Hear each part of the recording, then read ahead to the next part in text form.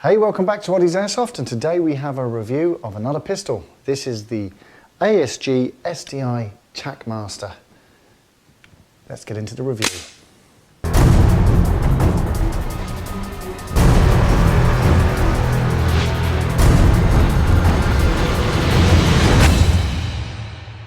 This review has been brought to you in part by ASG.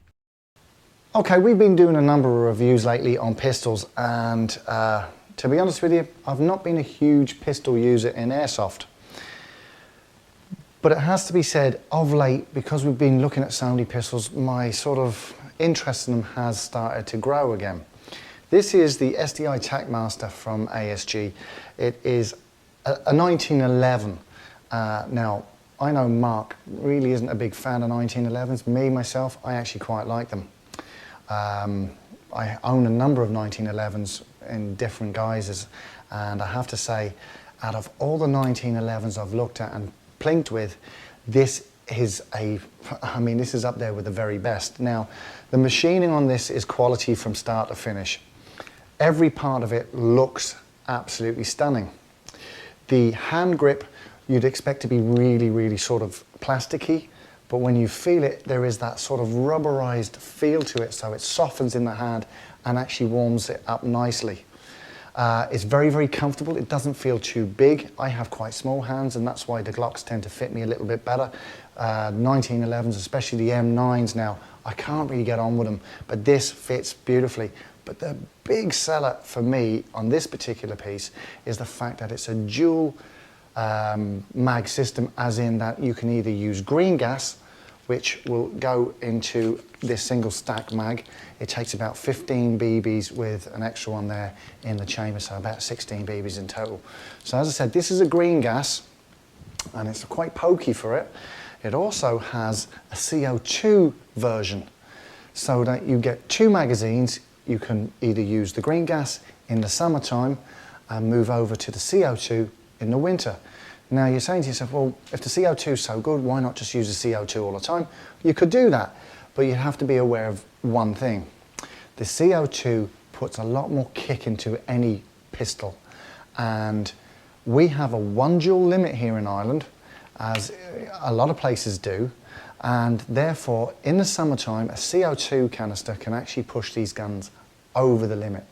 And if that happens and you're caught if you're caught playing with it, you're now using what we would term a firearm, and therefore there are a lot of legal ramifications, and in fact a lot of sites have started to bring chronos in field, and if anybody is using CO2 run pistols, they're re-chronoing them in field during the games in case somebody's changed out a CO2 capsule, put in a new one, to make sure that they are still under the Joule. Now, the easiest and most efficient way to do that is to bleed some of the CO2 off initially.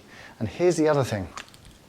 Talking to Chris in MIA, he said these are a brilliant gun, but they do have an inherent design flaw.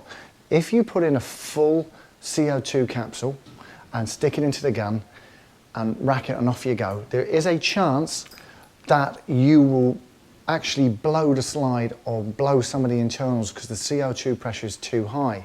What he recommends you do is to take the Allen key that you have to tighten this, and when the CO2 fresh capsule is put in, give that a tap and bleed off a couple of seconds worth, a couple of taps on it, just to take that edge off the capsule so the pressure isn't as heavy going into the gun, because it is, as I said, a bit of a design flaw in that the CO2 can be just too heavy on the slide and it can muck things up on the actual gun. If you look after it the way I've just mentioned, you're not going to have any issues, but performance-wise, this is streets ahead of anything I've been playing with lately. Now, I didn't use CO2 on this. I actually tried it out with the green gas, and we used a laser rangefinder on a tree line, and we were hitting, I think it was around the 50-meter mark with the laser rangefinder, and this actually was dropping them as close to that. To be honest with you, it was as nearly as good as an AEG.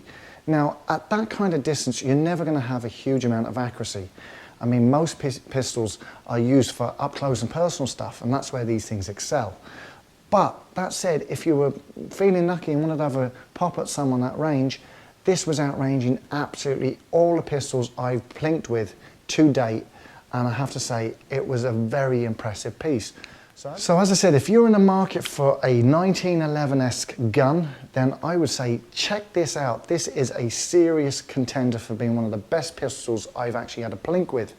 Now, from the get-go, the quality of the build on this is superb. It is actually machined beautifully. It feels great in the hand due to the amazingly nice rubberized grips here. It even has that lovely sort of gold piece of metal here with the STI logo on it. The trades here on the slide have not been stamped into the slide, which I wish they had have been, and they've just been stenciled on. But, you know, I'd say to you, hopefully that will stay on it. But to be honest with you, if I was owning one of these, I'd be rubbing it down with wire wool to make it look hardcore. But that's just me. You know, even down to the actual trigger part here, you know, it's not overly machined, it feels comfortable, and it does have a little bit of edging on there to grab your finger so you can actually get a nice pull on it. As I said, the range on this was superb, the sights were easy to bead in. Do you know what?